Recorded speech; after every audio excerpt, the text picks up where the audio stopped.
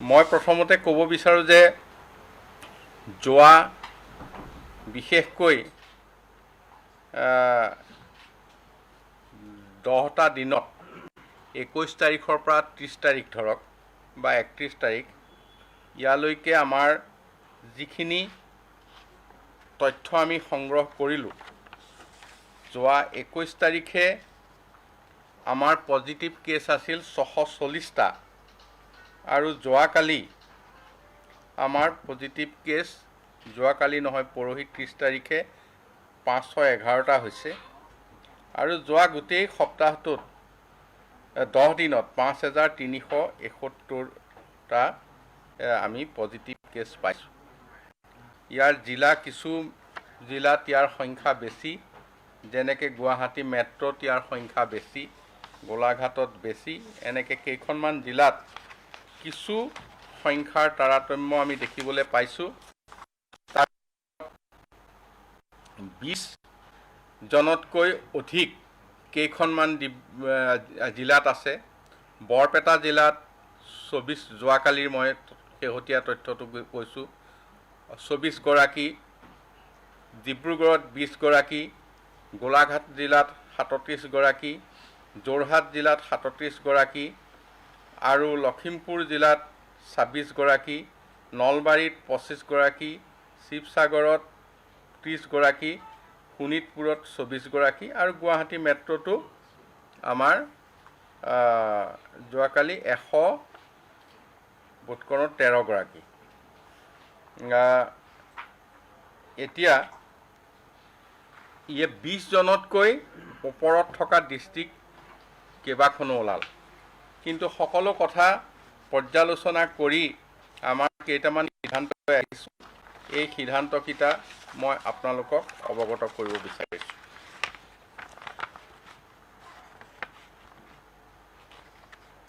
এইবাৰ যথেষ্ট শিথিলতা অনা হৈছে। যিখন নতুন SOP মানক প্ৰক্ৰিয়া আপোনালোকৰ জৰিয়তে মই অৱগত কৰিব বিচাৰিছোঁ আৰু এইখন আজি 11 বজাৰ পৰাই কাৰ্যকৰী হ'ব। আমাৰ কাৰফিউ ইয়াৰ আগতে 7 বজাৰ পৰা আছিল। 7 বজাৰ পৰা থকা কাৰফিউ আমি 9 বজালৈ লৈ গৈছোঁ। নিশা 9 বজাৰ পৰা ৰাতিপুৱা 5 বজালৈ 8 ঘণ্টাৰ কাৰণে কাৰফিউ থাকিব আৰু নিশা 8 বজালৈকে দোকান বজাৰ সকলোখিনি খোলা থাকিব। ঠিক তেনেকৈ আমি কেইটামান কথা কৰিব বিচাৰিছোঁ যে যিসকলে এপালিও প্ৰতিষেধক লৈছে সেইসকলে চৰকাৰী অফিচত কাম কৰিবলৈ আহিব লাগিব আৰু তেখেতসকলৰ সময়মতে দ্বিতীয় পালি আমাৰ প্ৰতিষেধক লোৱাৰ ব্যৱস্থা কৰিব লাগিব। এতিয়া প্ৰত্যেক চৰকাৰী কাৰ্যালয়ৰ মুৰব্বীজনে তেখেতৰ নিজৰ কাৰ্যালয়ৰ এখন সকলো কৰ্মচাৰীৰ তালিকা প্ৰস্তুত কৰিব লাগিব। কোনজন কৰ্মচাৰীয়ে কেতিয়া প্ৰতিষেধক লৈছে, প্ৰথমটো কেতিয়া লৈছে, দ্বিতীয়টো কেতিয়া লৈছে, দ্বিতীয়টো যদি লোৱা নাই তেতিয়াহ'লে সেইটো সময়মতে সেই প্ৰতিষেধক দিয়া ঠিক কৰিব লাগিব। কেনেবাকৈ যদি কোনোবাই এতিয়াও এপালিও লোৱা নাই, তেওঁক 3 দিনৰ ভিতৰত প্ৰতিষেধক দি কাৰ্যালয়ত কাম কৰিবলৈ আনিব লাগিব। এইখিনি মুৰব্বী প্ৰত্যেকটো চৰকাৰী কাৰ্যালয়ৰ মুৰব্বীজনক এই দায়িত্ব অৰ্পণ কৰা হৈছে। আন্তঃজিলা যাতায়ত, আমি আন্তঃজিলা যাতায়ত প্ৰাইভেট ছেক্টৰ বা পাব্লিক ছেক্টৰ দুইটা খণ্ডতে সকলো যান বাহন আমি মুকলি কৰি দিবলৈ বিচাৰিছোঁ আৰু ইয়াত 100% মানে 100%ই আসনত যাত্ৰী থাকিব পাৰিব। তেওঁলোকে মাস্ক পৰিধান কৰিব লাগিব আৰু এই মাস্ক পৰিধান কৰি এই যাত্ৰী অহা যোৱা কৰিব লাগিব। কিন্তু এজনো থিয় হৈ যোৱা যাত্ৰী তাত অতিৰিক্তভাৱে উঠিবলৈ দিয়া নহ'ব আৰু সেইখিনি প্ৰত্যেক যাৰ যাৰ দায়িত্ব আছে পৰিবহণ বিভাগকে ধৰি তেওঁলোকে ইয়াত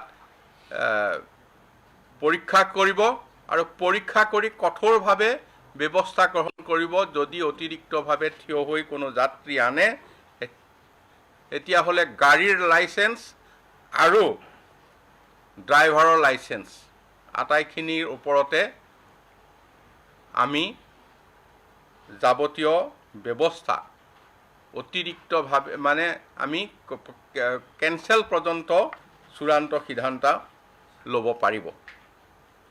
এতিয়া এটা কথা আমি নিশ্চিত কৰিব বিচাৰিছোঁ যে কমেও এপালি প্ৰতিষেধক লোৱা যাত্ৰীয়েহে এই মানে যাত্ৰীবাহী বাছত যাব পাৰিব। আমি দুপালি প্ৰতিষেধককে নিশ্চিত কৰিবলৈ গৈছোঁ, কিন্তু কথা হ'ল কি এপালি লোৱাৰ পিছত আন পালি লোৱাৰ যিহেতু এটা নিৰ্দিষ্ট সময় থাকে, গতিকে সেই দ্বিতীয় পালিটো আমি খুব জোৰকৈ বলবৎ কৰিবলৈ বিচৰা নাই। হয়তো কিছুদিনৰ পিছত সেইটো আমি বলবৎ কৰিব পৰা যাব।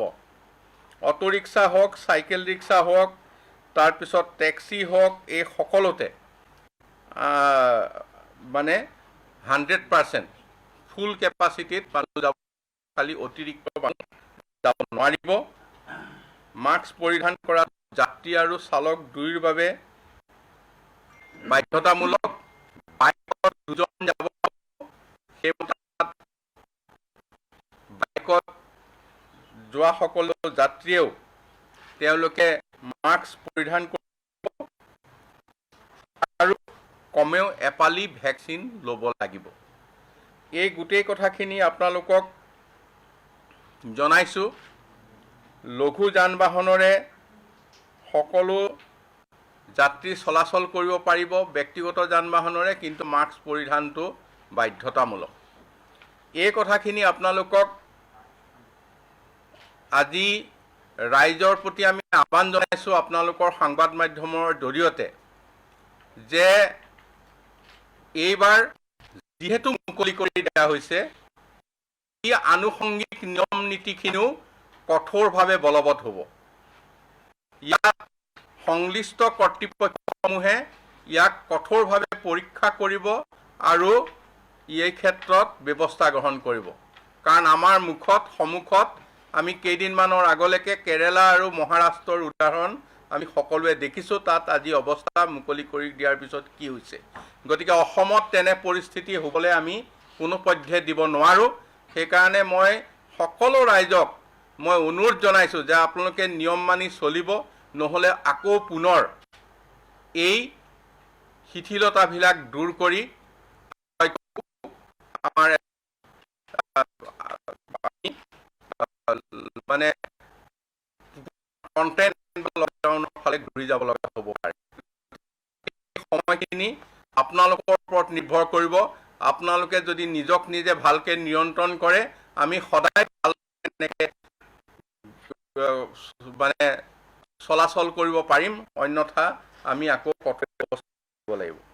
এতিয়া শিক্ষানুষ্ঠানৰ ক্ষেত্ৰত মই ক'ব বিচাৰিছোঁ, শিক্ষানুষ্ঠানত স্নাতকোত্তৰ বা সমপৰ্যায়, স্নাতক বা সমপৰ্যায়, হায়াৰ ছেকেণ্ডেৰী চূড়ান্ত বৰ্ষ বা সমপৰ্যায়ৰ অন্যান্য টেকনিকেল বা অন্যান্য যিখিনি শিক্ষানুষ্ঠান আছে, এইখিনি সকলো আমি চূড়ান্ত বৰ্ষটো কেৱল মুকলি কৰিবলৈ বিচাৰিছোঁ। এতিয়া চূড়ান্ত বৰ্ষটো মুকলি কৰিবলৈ যাওঁতে তাত কিছু প্ৰস্তুতিৰ প্ৰয়োজন আছে। আমি আজিৰ পৰাই এই সময়ৰ পৰাই সেই অনুষ্ঠানসমূহৰ মুৰব্বীসকলক জনাবলৈ বিচাৰিছোঁ যে তেখেতসকলৰ তাত থকা অধ্যাপক, অধ্যাপিকা, শিক্ষক, শিক্ষয়িত্ৰী, নন টিচিং ষ্টাফ, গোটেই এমপ্লয়ী আৰু যিসকলে পাঠ গ্ৰহণ কৰিব ছাত্ৰ ছাত্ৰী, তেওঁলোকৰ তালিকা প্ৰস্তুত কৰিব লাগিব। ভেকচিন চাৰ্টিফিকেট তেওঁলোকৰ চাব লাগিব, কেইপালি ভেকচিন তেওঁলোকে লৈছে, আৰু তেওঁলোকক দুপালি ভেকচিনৰ কাৰণে আমি আহ্বান জনাম। তথাপিও এপালি ভেকচিন যিসকলে লৈছে তেখেতসকলক আমি এই গোটেই প্ৰক্ৰিয়াটোত মানে জড়িত হ'বলৈ আমি অনুমতি দিছোঁ। আৰু সেইটোৱেই নহয়, আৰু দ্বিতীয় পালি লোৱাৰ কাৰণে তেখেতে মুৰব্বীজনে বিশেষভাৱে ব্যৱস্থা কৰিব। আৰু এতিয়াও যদি কোনোবাই এপালিও নোলোৱাকৈ ক্লাছ কৰিবলৈ আহিছে বা এই গোটেই প্ৰক্ৰিয়াটোত সহযোগ কৰিবলৈ আহিছে, তেখেতক 3 দিনৰ ভিতৰত ভেকচিন দিহে তাত ক্লাছত উপস্থিত হ'বলৈ অনুমতি দিব। আমি 3টা দিন প্ৰিপেৰেশ্যনত লৈছোঁ। এইখিনি শিক্ষানুষ্ঠানৰ মুৰব্বীয়ে 3টা দিনত প্ৰস্তুত কৰিব, অহা কাইলৈ বৃহস্পতিবাৰ, শুকুৰবাৰ আৰু শনিবাৰত। 3টা দিনৰ প্ৰস্তুতি কৰি সোমবাৰৰ পৰা সম্পূৰ্ণৰূপে ক্লাছ কৰিব। এটা ক্লাছত 30 জনৰ ওপৰ হ'ব নোৱাৰিব। ছেকশ্যন তেখেতসকলে বঢ়াই দিব। ছেকশ্যন বঢ়োৱাত কোনো অসুবিধা নাই, যিহেতু এটা শিক্ষা অনুষ্ঠানত চূড়ান্ত বৰ্ষটোৰে ক্লাছ হ'ব। গতিকে শিক্ষকৰো অভাৱ নহয় আৰু ৰুমৰো অভাৱ নহয়। গতিকে তেখেতসকলে ছেকশ্যন বঢ়াব। ছেকশ্যন বঢ়াই 30 জনৰ ছাত্ৰ ছাত্ৰীৰ ভিতৰত তেখেতসকলে পাঠদানৰ ব্যৱস্থা কৰিব।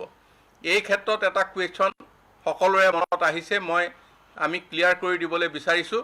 সেইটো হৈছে 18 বছৰ হায়াৰ ছেকেণ্ডেৰী ছেকেণ্ড ইয়েৰত যাওঁতে 18 বছৰ হৈছে নে নাই। যদি 18 বছৰ হৈছে ভেকচিন ল'ব, আৰু যদি 18 বছৰ হোৱা নাই, 2 মাহ 4 মাহ বাকী আছে বা ভেকচিন দিব পৰা হোৱা নাই, তেতিয়াহ'লে তেওঁকো ক্লাছ কৰিবলৈ অনুমতি দিব। এতিয়া ইয়াত হোষ্টেলৰ ক্ষেত্ৰত কিন্তু কিছু ব্যৱস্থা আমি লৈছোঁ। যদি কোনোবা হোষ্টেলত থাকিবলৈ বিচাৰে, হোষ্টেল খোলে, তেতিয়াহ'লে 2 পালি ভেকচিন কম্পালচৰি। 2 পালি ভেকচিন নোলোৱাকৈ হোষ্টেলত থকাটো কাৰো এলাও নহয়।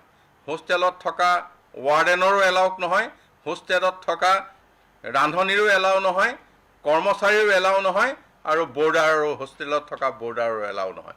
গতিকে এই হোষ্টেলটো আমি ঠিক কৰিবলৈ কঠোৰ হ'বলৈ বিচাৰিছোঁ যে হোষ্টেলত থাকিব লগা হ'লে 2 পালি ভেকচিন কম্পালচৰি থাকিব লাগিব।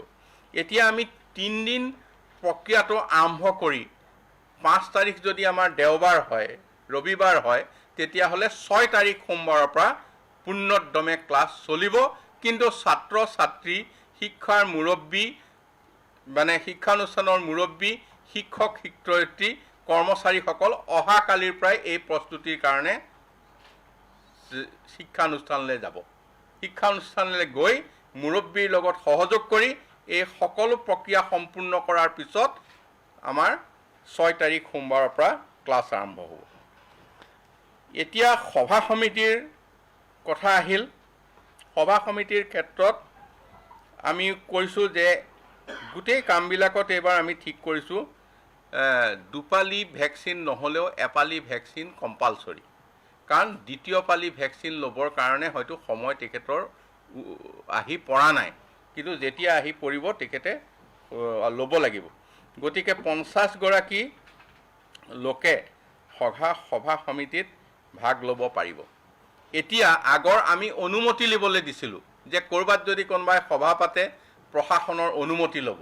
এতিয়া আমি কৈছোঁ যে লোকেল থানাত, লোকেল আৰক্ষীক য'ত সভা সমিতি হয় সেইখন থানাত ইনফৰমেশ্যন দিব যে আমি এখন সভা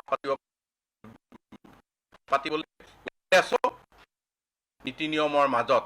তেতিয়া স্থানীয় থানাখনে সেই কামৰ ওপৰত পৰ্যবেক্ষণ ৰাখিব যে তেওঁলোকে মানি পেলাই কৰিছে নেকি। অনুমতি ল'ব নালাগে, অনুমতি আমি উঠাই দিছোঁ, কিন্তু ইনফৰমেশ্যন দিব লাগিব লোকেল থানাত। গতিকে লোকেল থানাত ইনফৰমেশ্যন দি 50 জনীয়া লোকে সভা সমিতি পাতিব পাৰিব। এতিয়া 200 গৰাকী লোকলৈকে আমি সভা সমিতিৰ অনুমতি দিম ৰাজহুৱা স্থানত, য'ত উপায়ুক্তৰ পাৰ্মিশ্যন ল'ব লাগিব।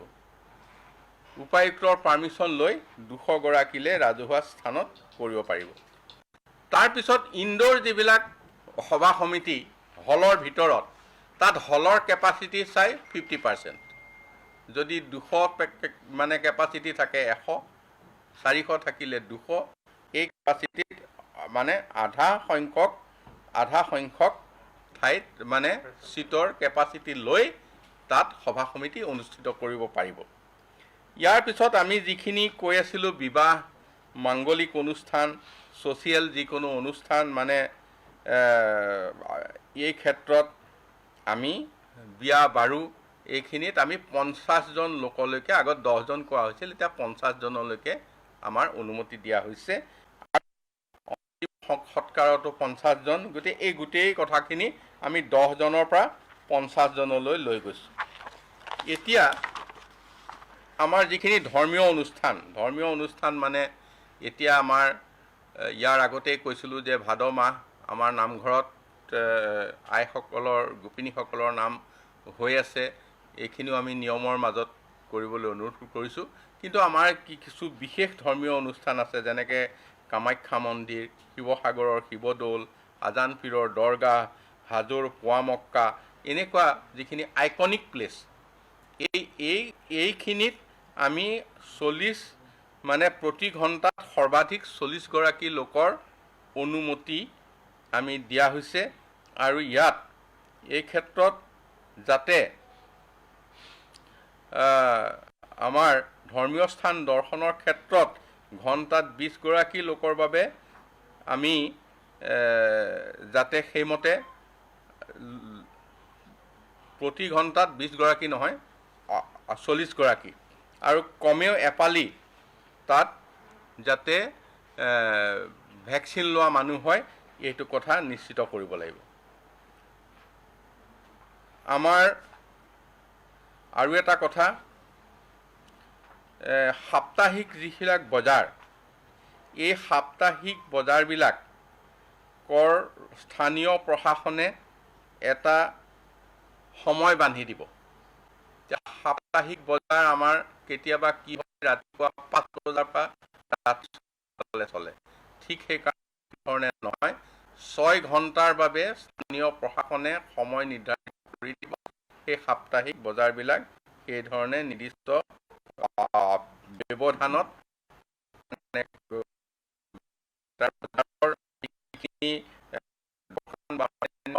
থাকিব ভেণ্ডৰ থাকিব সেইসকল যাতে এটা নিৰ্দিষ্ট ব্যৱধানত বহি বজাৰ পৰিচালনা হয় এইখিনি বজাৰৰ মহলদাৰ আৰু স্থানীয় প্ৰশাসনে ঠিক কৰিব এতিয়া আহিল আমাৰ এয়াৰপোৰ্ট আৰু ৰেলৱে আগতে কৰিছিলোঁ দুপালি ভেকচিন লোৱা মানুহেও এখন চাৰ্টিফিকেট দিব লাগিব বা দুপালি ভেকচিন লোৱা মানুহকো আমি টেষ্ট কৰিবলৈ দিছোঁ কিন্তু এতিয়া ইয়াত কিছু আমি ঠিক কৰি দিছোঁ দুপালি ভেকচিন লৈছে তেওঁলোকে পৰীক্ষা কৰিব নালাগে দুপালি ভেকচিন লোৱা চাৰ্টিফিকেটখন দেখুৱালে হ'ল আৰু কোনোবাই যদি এপালিহে ভেকচিন লৈছে তেতিয়াহ'লে তেওঁ ইয়াত পৰীক্ষা কৰিব লাগিব এইটো বাধ্যতামূলক আৰু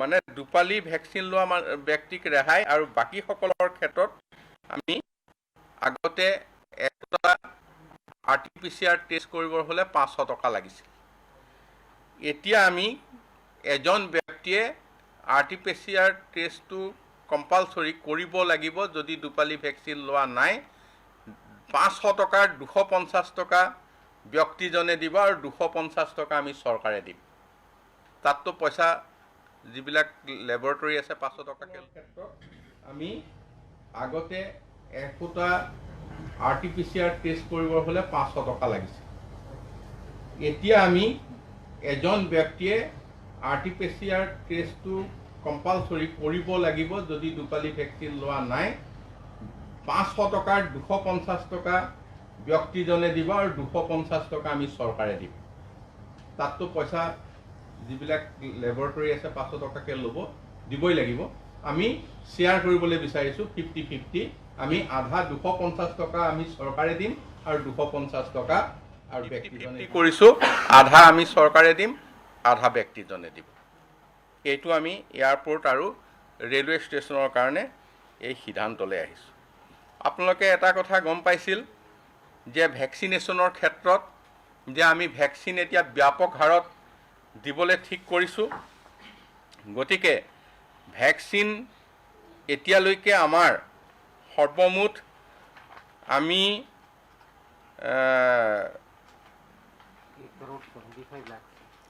1,75,54,16,016টা ভেকচিন আমি এতিয়ালৈকে দিছোঁ।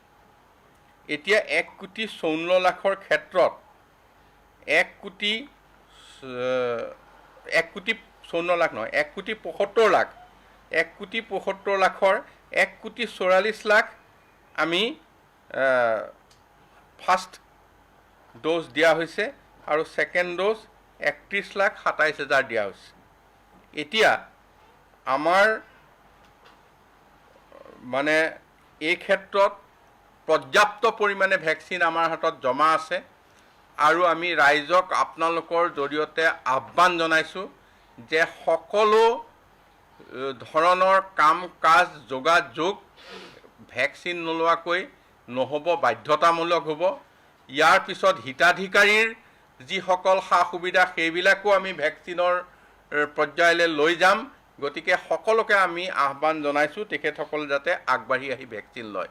আমি যোৱা সপ্তাহত এটা কাম কৰিছিলোঁ গুৱাহাটী মেট্ৰত আমি BLO দি প্ৰত্যেকখন ভোটাৰ তালিকা হাতত লৈ ঘৰে ঘৰে গৈছিল আৰু ঘৰে ঘৰে ডাটা সংগ্ৰহ কৰিছিল। এতিয়া প্ৰতিটো ভোট কেন্দ্ৰত আমি এই মানে ভেকচিন দিয়া কাম আৰম্ভ কৰিছোঁ আৰু গুৱাহাটী মহানগৰীত হয়তো এসপ্তাহৰ ভিতৰত এই পদ্ধতিত আগবঢ়াৰ কাৰণে ভেকচিনটো সম্পূৰ্ণ হ'ব। জনসংখ্যা মতেতো হৈছেই, গুৱাহাটীত আমি 11 লাখৰ ওপৰত ভেকচিন দিব লাগে, ইতিমধ্যে 11 লাখ হৈয়ে গৈছে। এতিয়া অলপ য'ত পজিটিভ কেছ বেছি ওলাইছে, 3খন জিলা আমি যোৱাকালি মাননীয় মুখ্যমন্ত্ৰী ডাঙৰীয়াই সিদ্ধান্ত লৈছে, কামৰূপ গ্ৰাম্য, তাৰপিছতে মৰিগাঁও আৰু গোলাঘাট, 3খন জিলাত আকৌ আমি সকলো জিলাত চলিয়ে থাকিব। তাৰ ভিতৰত আমি আকৌ ব্যাপকভাৱে ল'ম। গুৱাহাটী মেট্ৰ', মৰিগাঁও আৰু গোলাঘাটত আমি দুদিনমানৰ ভিতৰতে আমি আৰম্ভ কৰিম যে প্ৰত্যেক ঘৰ ব্যক্তিৰ ঘৰলৈ ব্লক লেভেল যি BLO বুথ লেভেল অফিচাৰ গাঁওবুঢ়া আশা কৰ্মী যাব, গৈ তেওঁলোকৰ প্ৰত্যেককে ঘৰত সুধি চেক কৰিব যে কোনে ভেকচিন ল'লে আৰু কোনে নাই লোৱা। আমি ভেকচিন চেণ্টাৰটো আৰু ঘৰৰ ওচৰলৈ লৈ যাম। ইয়াৰ পিছত ঘৰৰ ওচৰলৈ নহয়, ইয়াৰ পিছত আমি ঘৰে ঘৰে যাম। আমাৰ আশা কৰ্মী নাৰ্ছ ঘৰে ঘৰে যাব। ইয়াৰ পিছত গৈ আমি ভেকচিনটো নিশ্চিত কৰিম। এই 3খন জিলাত এই কাম আজিৰ পৰা আৰম্ভ কৰিম।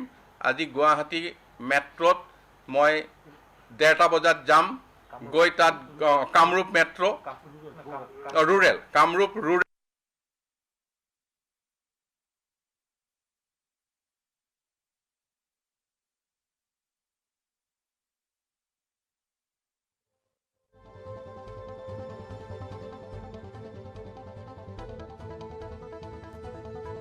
আমি আৰম্ভ কৰিম। মৰিগাঁও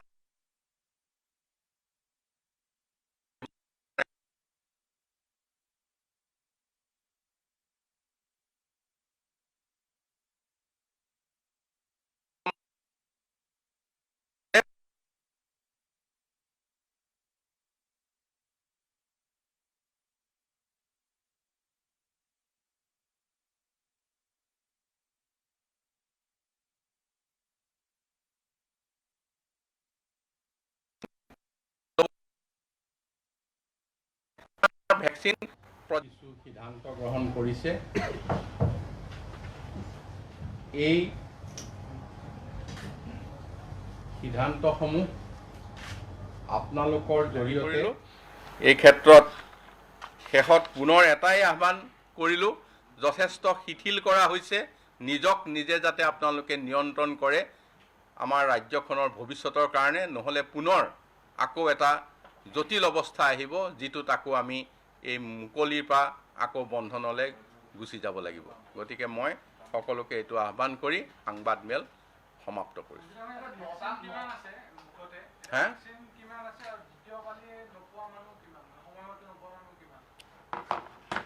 দ্বিতীয় পালি প্ৰায় আমি এতিয়া যিটো এছেছমেণ্ট কৰি চাইছোঁ 3 লাখ মান মানুহ হয়নে 3 লাখ মান কোভ্যাক্সিনত কোভিশিল্ডত থাকে ভাগ কৰিব নালাগে 3 লাখ মান মানুহ আগবাঢ়ি অহা নাই আমাৰ যিটো হিচাপ আছে মানে তেখেতসকলক আমি সময় হৈছে আগবাঢ়ি অহা নাই আমাৰ যিটো এছেছমেণ্ট সেইটো আৰু নৰ্মেলি এতিয়া আজিকালি যেতিয়া আমি ভেকচিন দিবলৈ যাওঁ ভেকচিন চেণ্টাৰত প্ৰায় 50-50 হয় মানে 50 ফাৰ্ষ্ট ড'জ লোৱা মানুহ 50 ছেকেণ্ড ড'জ লোৱা মানুহ আগবাঢ়ি আহে গতিকে এনেকুৱা এটা তথ্য আমাৰ হাতত আছে গতিকে সেইকাৰণে ব্যাপক হাৰত আমি ঘৰে ঘৰে গোটেই বিষয়টোত আগবাঢ়ি যাবলৈ বিচাৰিছোঁ নাইট ছুপাৰ চলিব নৈশ বাছ চলিব তাত কোনো বাধা নাই বাছটোতো আমি গাড়ী মটৰটো আমি 24 ঘণ্টাৰ বাবেই আছে কাৰ্ফিউ আছে যদিও মানে হাইৱেৰ যিখিনি ট্ৰেন্সপৰ্ট আছে এইখিনিতো আমি মানে ধৰি লওঁ মানে মালবাহী ট্ৰাক এইবিলাক বা দীঘলীয়া যিখিনি ট্ৰেন্সপৰ্ট সেইখিনিতো আমি হাইৱেত 24 ঘণ্টাই চলি আছে নহয় মানে এতিয়াও মানে হৈ আছে গতিকে নাইট ছুপাৰ চলিব কিন্তু এটা কথা লগতে আমি কৈ থ'ম ধাবা আদি নিৰ্দিষ্ট সময়ৰ ভিতৰত কিন্তু বন্ধ হ'ব তাৰ আগতে আহাৰ গ্ৰহণ কৰিব লাগিব ফাইনেল ইয়াৰ যিবিলাক টেকনিক্যাল কোৰ্স আছে বা আপোনাৰ কোচিং সেন্টাৰ বিলাক আছে সেইটোৰ ক্ষেত্ৰত কিবা আমি এতিয়া কৈছোঁ যে আমাৰ যিখিনি কথা ক'লোঁ হায়াৰ ছেকেণ্ডেৰী ফাইনেল ইয়েৰ বা ডিগ্ৰী ফাইনেল ইয়েৰ বা post graduate final year equivalent যিবিলাক আছে ইকুইভেলেণ্ট যিবিলাক কথা আছে একে সমপৰ্যায়ৰ আমি সকলোখিনিকে সেইখিনি কৰিছোঁ কিন্তু আমি তাৰ উপৰিও এইখিনি যিখিনি আমাৰ প্ৰাইভেট লেভেলতো আছে নহয় জানো সেইখিনিৰ ক্ষেত্ৰতো আমি মুকলি কৰিম কিন্তু তেখেতসকলে যাতে with information with deputy commissioner প্ৰশাসনৰ অনুমতি সাপেক্ষে বা প্ৰশাসনৰ ইনফৰমেশ্যন সাপেক্ষে তেন্তে কাম কৰে ৰিলিজিয়াছ ফেষ্টিভেল আহি আছে যে গণপতি আহি আছে দুৰ্গা পূজা এইটো কি হ'ব মানে what will be the go ahead মানে সময়ত আমি এই ক্ষেত্ৰত সিদ্ধান্ত ল'ম এই বিষয়টো আমি যোৱাকালিও আলোচনা কৰিছোঁ আপুনি যিটো প্ৰশ্ন আনিছে কিন্তু আজি আগতীয়াকৈ সিদ্ধান্ত ল'বলৈ অসুবিধা হৈছে আমি ভাবিছোঁ এনেকৈ মুকলি কৰি দি যদি গোটেইখিনি নিয়ন্ত্ৰণত থাকে আৰু ইয়াতকৈও শিথিল কৰিব পৰা যাব Are these SOPs different from political programs and other common public activities, including the ruling party? Because we have seen so many public gatherings organized by the political parties time to time. নহয় এই কথাটোতো আমি যি হৈছেতো সকলোৰে কাৰণে মুকলি আমি 200 মানুহৰ পাব্লিক গেডাৰিঙৰ কথা মুকলি অঞ্চলত আমি কৈছোঁ আৰু সেই ক্ষেত্ৰততো কোনো পাৰ্টি ভাগ কৰি দিয়া নাই সকলোৱে কৰিব পাৰে এতিয়া হয়তো কোনোবা পাৰ্টিয়ে কৰা নাই সেইটো তেখেতসকলৰ কথা তেখেতসকলকতো কোনো বাধা নিষেধ নহয় কিন্তু আমি কৈছোঁ যে খুব ডাঙৰ মুকলি অঞ্চলত 200 মানুহ গোটাব পাৰে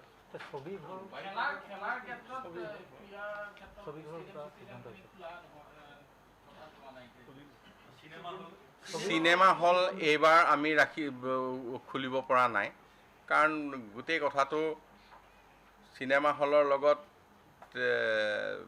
হয়তো 50% আসনেই দিলে ধৰক বা পৰিচালনা কৰাটো অকণমান অসুবিধা আপোনালোকে চাই লওক আৰু এসপ্তাহমানৰ পিছত হয়তো আমি এইটো সেক্টৰ হেৰি যাব পাৰিম আজিৰ পৰা মেঘালয় ছিকিমৰ দৰে বহুকেইখন ৰাজ্যই পৰ্যটনৰ ক্ষেত্ৰত যিখিনি আছিল ক্ষতি হৈছিল তেওঁলোকে খুলি দিয়াৰ ব্যৱস্থা কৰিছিল কিন্তু অসমৰ ক্ষেত্ৰত কি ব্যৱস্থাটো কেনেধৰণে নহয় পৰ্যটনটো মানে কথা এনেকুৱা এতিয়াতো আমাৰ পৰ্যটনৰ মানে পৰ্যটন আৰু সাধাৰণ মানুহৰ অহা যোৱা ভাগ কৰি লোৱা নাই আমি এতিয়া পৰ্যটনথলী বুলিলে যিসকল আহিব ৰিলিজিয়াছ টুৰিজিম বুলিবলৈ ক'লেতো আমি আইকনিক প্লেচবিলাকতো খুলি দিছোঁৱেই তাৰ বাদেও আমাৰ হিষ্টৰিকেল পইণ্ট থাকিব পাৰে কোনোবা মনুমেণ্ট বা এনেকুৱা গতিকে এনেকৈ 2-4 আছে আমি লাহে লাহে আগবাঢ়ি গৈছোঁ যে পৰ্যটন হয়তো কাজিৰঙা খোলা সময়লৈ এইবিলাক খোল খাই যাব ব্যক্তিগত বিদ্যালয় কিবা আছুতীয়াকৈ অনুমতি ব্যৱস্থা কৰিছে কিহৰ কাৰণে ব্যক্তিগত বিদ্যালয়সমূহ মুকলি কৰাৰ ক্ষেত্ৰত আছুতীয়াকৈ অনুমতি বিদ্যালয়তে নাই বিদ্যালয় সকলো প্ৰাইভেট আৰু গভৰ্ণমেণ্ট বুলি একো কথা নাই সকলোৰ কাৰণে একেই আপুনি যিটো ক'লে যে 18 বছৰ হ'বলৈ 2-4 মাহ বাকী থকাখিনিও আহিব পাৰিব তেওঁলোকক যিহেতু ভেকচিন ল'ব নে নল'ব নহয় তেওঁলোকৰ যিহেতু স্বাস্থ্যবিধি মতে ভেকচিন দিব নোৱাৰে গতিকে তেওঁলোকক আমি ক্লাছৰ পৰাও বঞ্চিত কৰিব নোৱাৰোঁ গতিকে আমি তেওঁলোকক ক্লাছ কৰিবলৈ অনুমতি দিছোঁ ভেকচিন নল'ব নল'ব নহয় টাইম হোৱা নাই কাৰণে লোৱা নাই সেইটো স্বাস্থ্যবিধি মতে লোৱা নাই কিন্তু তেওঁলোকক আমি ক্লাছটো বন্ধ কৰিব নোৱাৰোঁ